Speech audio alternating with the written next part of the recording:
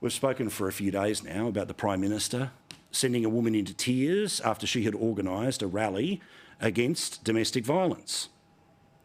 You know that the Prime Minister's people have run around and tried to get everyone to look at the film, and somehow it absolves him of what you can see as the reaction of the organiser who called him a liar.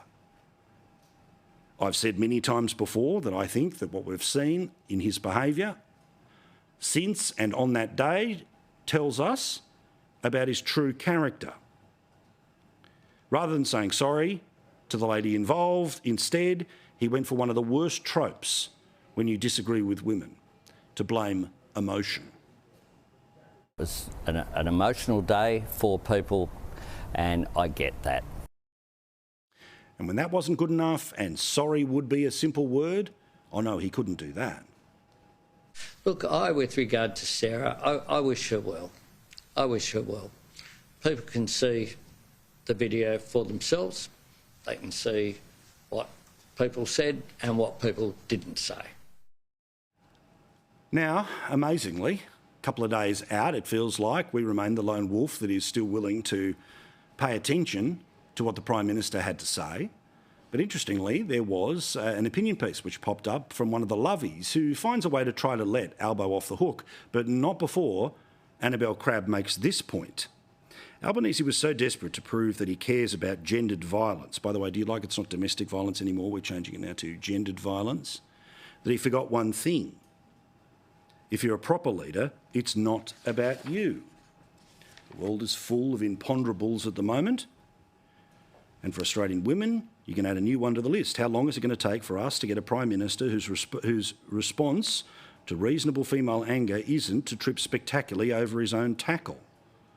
The footage of Anthony Albanese attempting to cope with the febrile environment outside Parliament House on Sunday's domestic violence rally is nearly unwatchable. And because the video is so bad, this is my words now, because the video is so bad, that's why the media have stopped showing it to you, have stopped playing it on a loop in the fashion of which they would have if it was Tony Abbott or if it was Scott Morrison who had made the organiser of the rally cry. Well, I say I feel like a lone wolf, but I know there's some people here in prime time who talk about it, and I am indebted to my friend and my colleague, Andrew Clennell, who decided to ask the Prime Minister about this situation today at a press conference when he was coming out and giving the details of what National Cabinet had decided when it came to domestic violence. But what you are about to see is a bully in full action here, because while Andrew Clennell's question is one that he formulated on his own, and you cannot force Andrew to ask a question he doesn't want to ask, and I have never tried, he asked this question. Could you have handled that interaction a bit better in retrospect? But you see, just as when it was Peter Credlin who was asking questions of Daniel Andrews during the COVID days, all of the rest of the media takes a step back. The spin doctors in and around the Labor leader try to pretend that it's only one organisation that is even noticing this as a problem on the very same day that even Annabelle Crabb says that the footage is almost unwatchable. This is the response of a Prime Minister with a very, very thin glass jaw. You put that, you haven't put what was said beforehand, which is I was asked to have discussions with people unknown about whether it was appropriate, whether we would be speaking or not. I responded to that. I mean, I was happy to speak, happy to not speak.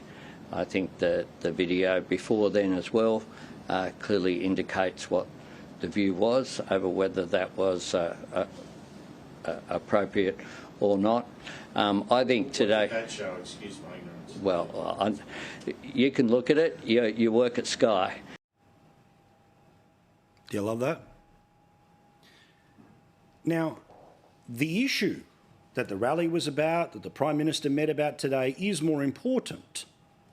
But isn't it amazing how the media does everything to protect the people they like, and it shows you that when they create and amplify the scandals around the people that they don't like, that it's nothing to do with principle. It's only to do with political narrative as opposed to the news of the day. Now, amazingly, the Prime Minister, of course, turns around, makes it all about Sky News, and no doubt Media Watch will bang in that nail next Monday night. Forever in universities, it will be taught that we did the wrong thing as opposed to the Prime Minister doing the wrong thing, because that's the way it works. But amazingly, in a press conference about something as serious as the National Cabinet was today, and as consequential as the Prime Minister's failure to apologise to the lady who's now gone to ground as a result, in part, of the online bullying that his supporters have set upon her, somebody decided that at that occasion this was a question that they should ask the Prime Minister, and rather than just saying, thank you, but not today, he actually answered it. Oh, look, you know, Andrew, different one, Jason, JD, Demetrio, I think, put in an extraordinary effort as coach of South.